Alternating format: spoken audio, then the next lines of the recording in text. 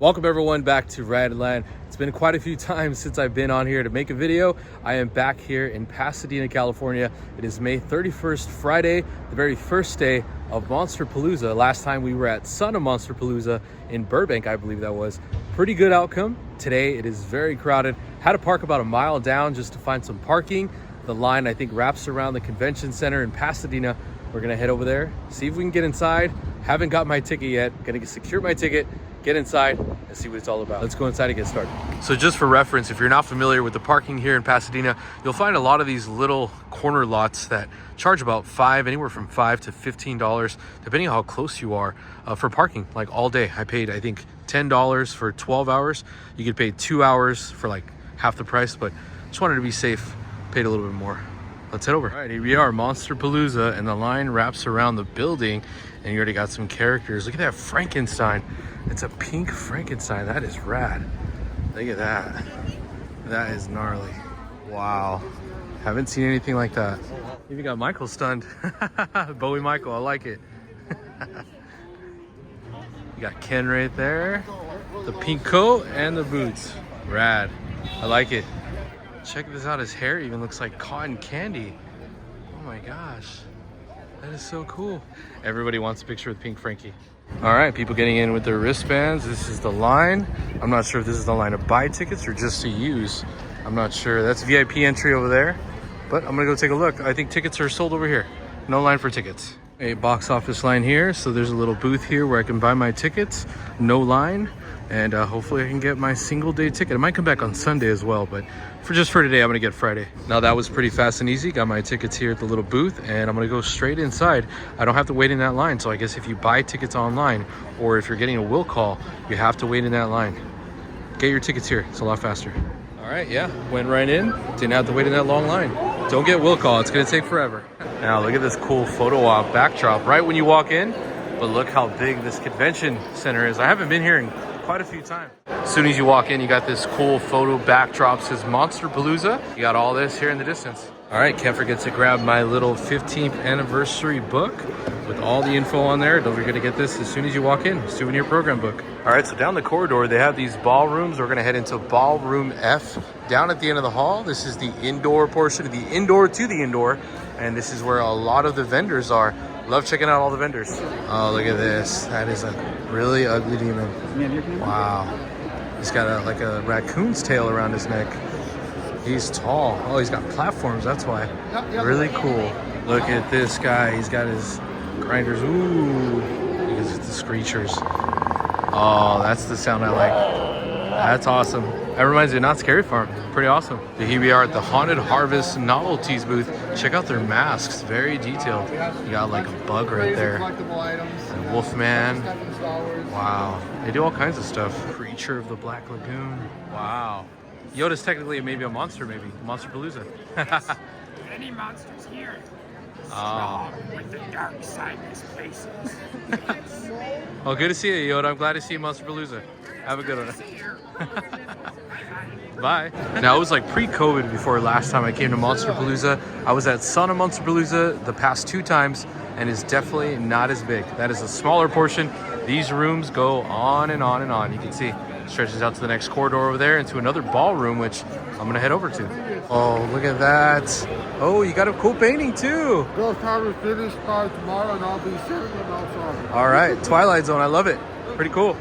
One of my favorite episodes of Twilight Zone. So just giving you a little peek on what the crowds look like. You can see it's kind of not shoulder to shoulder, but people are kind of walking around each other. Pretty crowded for a Friday. First day. I think the most crowded day is probably going to be tomorrow, and you'll probably see a lot more costumes tomorrow, but you'll probably see a lot more on Saturday, maybe even Sunday.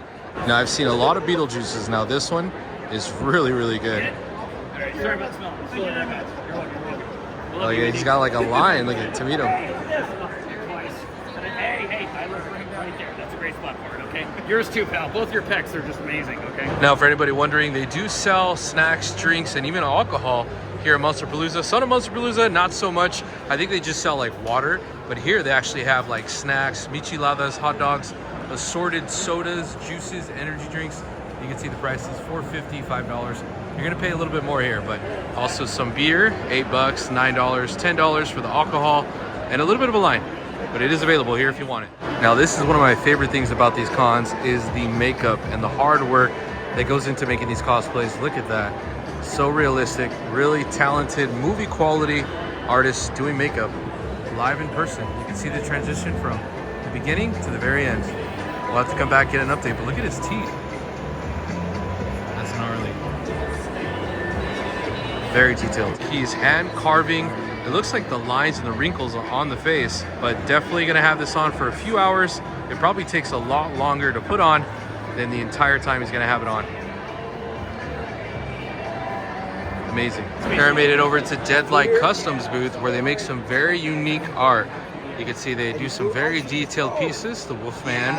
You got Michael here. Look at that doorstep. That is cool. Wow. This is really, I've seen him in the last show and their work just never ceases to amaze me. Texas Chainsaw, a Leatherface in the back.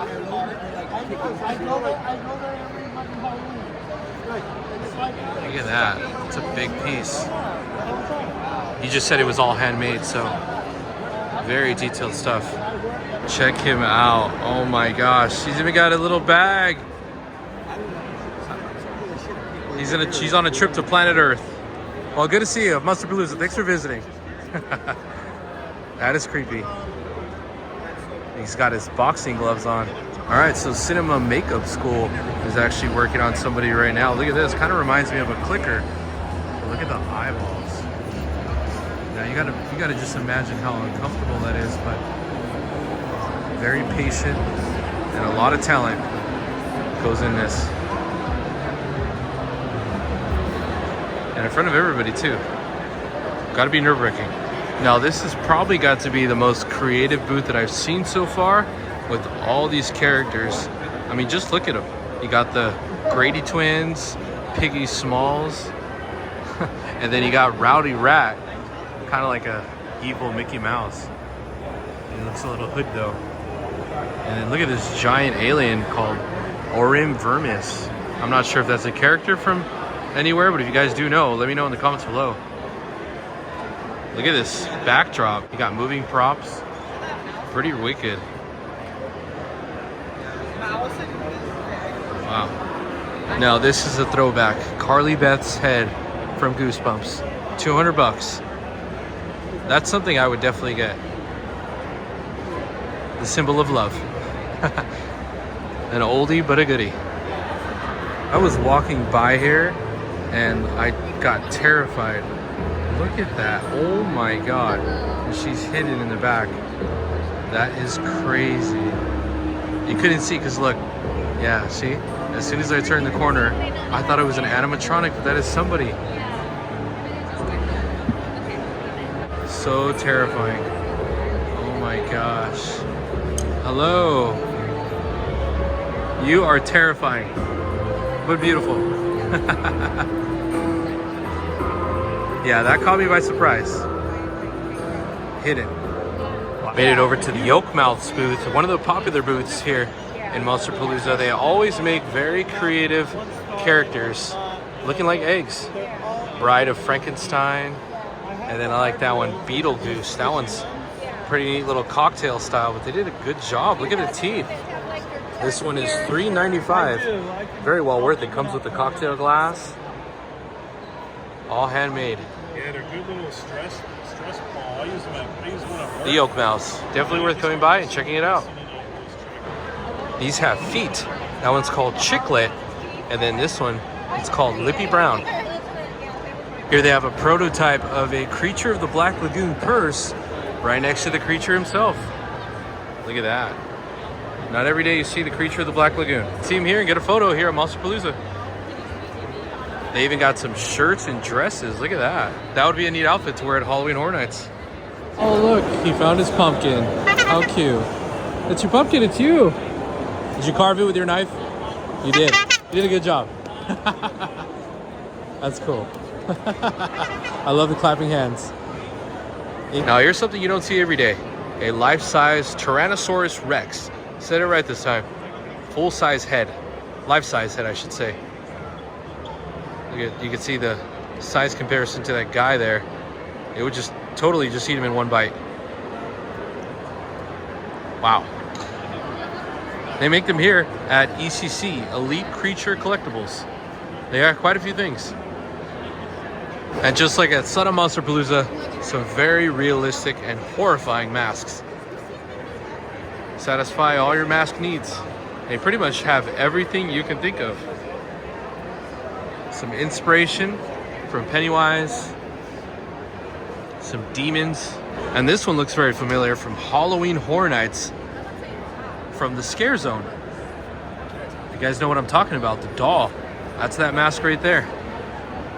A little Disney inspiration. And then also The Exorcist. Wow. If you put that on, it would definitely look realistic. That looks like real flesh. Oh, look at it. You have the vomit one, a little cleaner one, and then a little bit of a more dry skin. Different types and all shapes and sizes. Now these here are pretty brutal. You can see they got like a machete to the face and then slashed all across the face. And then this one is like 2-in-1. Never seen anything like this. I was told the teeth are put in each individually and everything is handmade, hand painted. The details are pretty awesome. I mean, they just have so many to choose from. They even got some demonic animals, Frankenstein. If you're looking for something, more than likely, you'll find it here at Monsterpalooza. So here at the Best Little Whorehouse booth, you'll notice some characters that are very familiar. Captain Crunk, Trax, Buzzkilla, Antonio. Now they've renamed these, but you'll notice the faces are some of your favorite characters from your childhood. You even got the hamburger helper, right? Wow. The Doughboy is Yeasty Boy, no longer the Doughboy.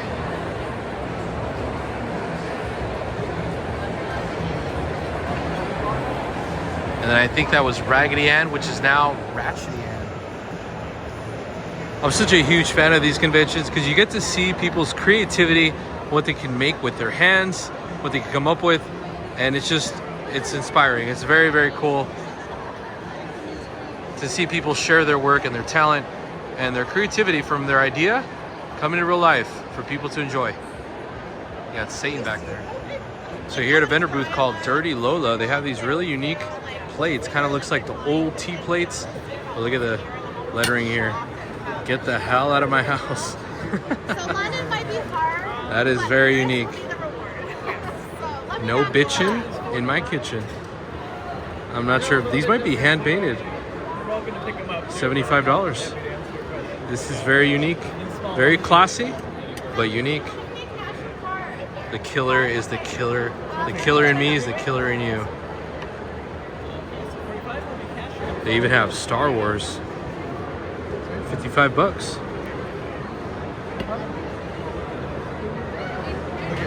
But these are very popular. I mean, you can see the art is hand painted. Very pretty. This one here is $85. They also have little ones too, if you guys are interested. You can see Frankenstein, Star Trek, Creature of the Black Lagoon. Very neat. This is the stuff I like to see. One of a kind stuff. All right, look at this update here. He looks just like the Legacy of the Beast from Iron Maiden. That is legit.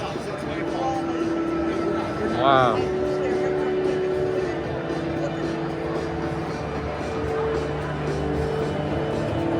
That is awesome.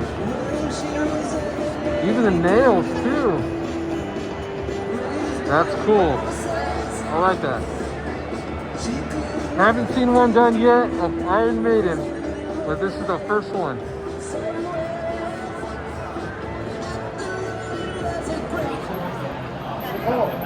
Check this out. Wow. Wow, she's amazing. Take a look at the details on her. Wow, look at that. That is gnarly. She's back from the dead. That's cool.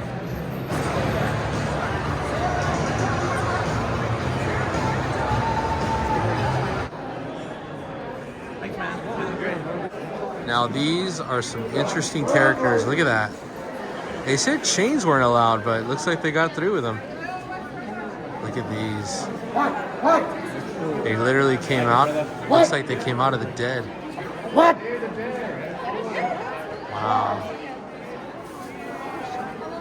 She did the artwork. She's an amazing artist. You're an amazing artist. Every time you knock it out of the park. Wow.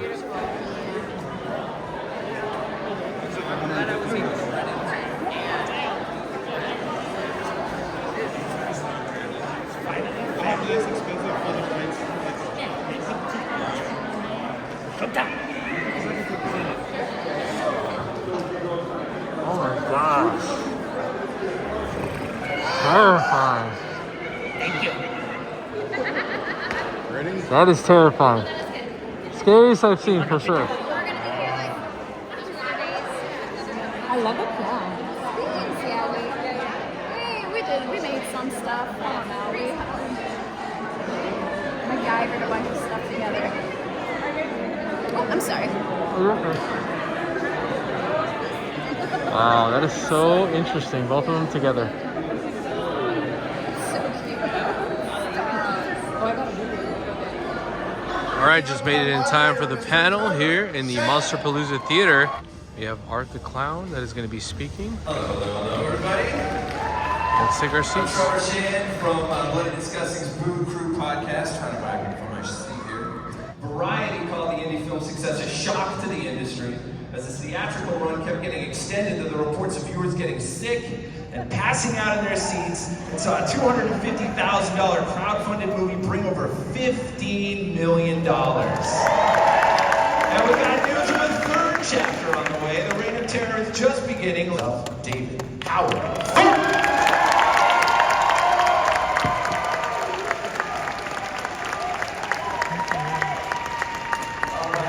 Thank you all so much for being here, and it all starts in the brilliant mind of David Creepione. Tell us where this character came from.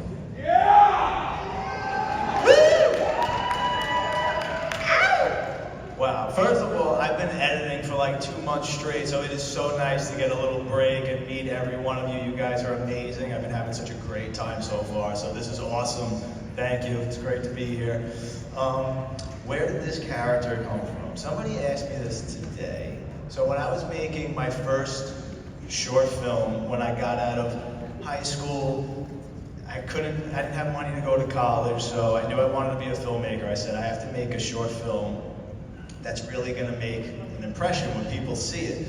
I was already a special makeup effects artist, so that's what got me interested in filmmaking from the start. So I said, I gotta pack this thing out with creatures, special effects, gore, and hopefully something sticks. I called this my short film that was basically just throwing shit at the wall and hopefully something stuck.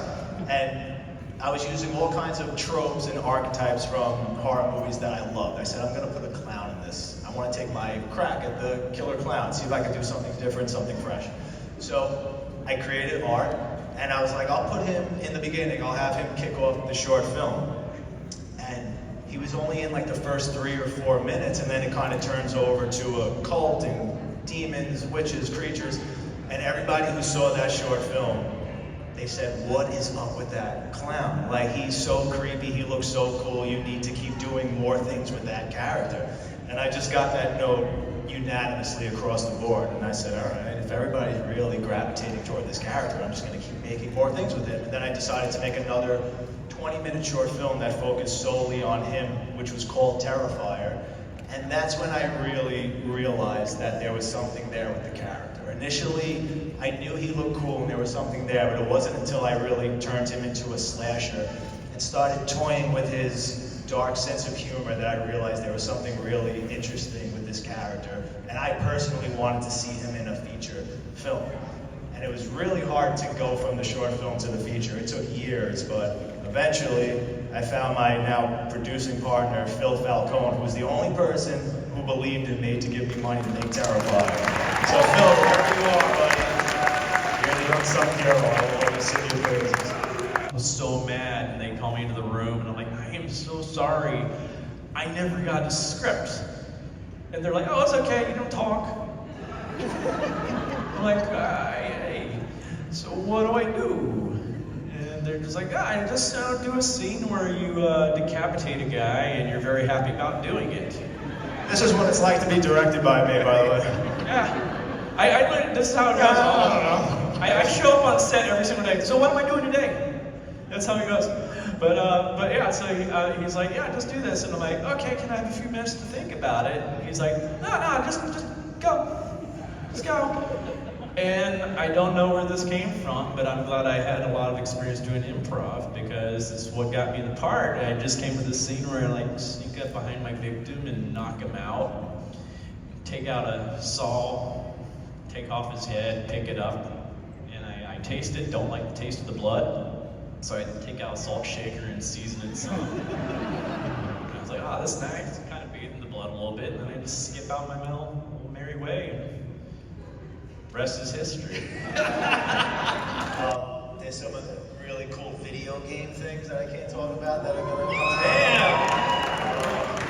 Some cool toys that are coming out that are going to be mind-blowing. There's like a lot of exciting stuff.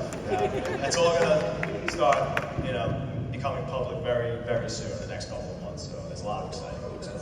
That's awesome. Well, that's a wrap on today's video here from Pasadena, California for Monsterpalooza. Going to be a quite busy weekend on Saturday and Sunday. I ended up going a little quiet towards the end of the video. I put on my John Carver cosplay just to take some photos, have some fun.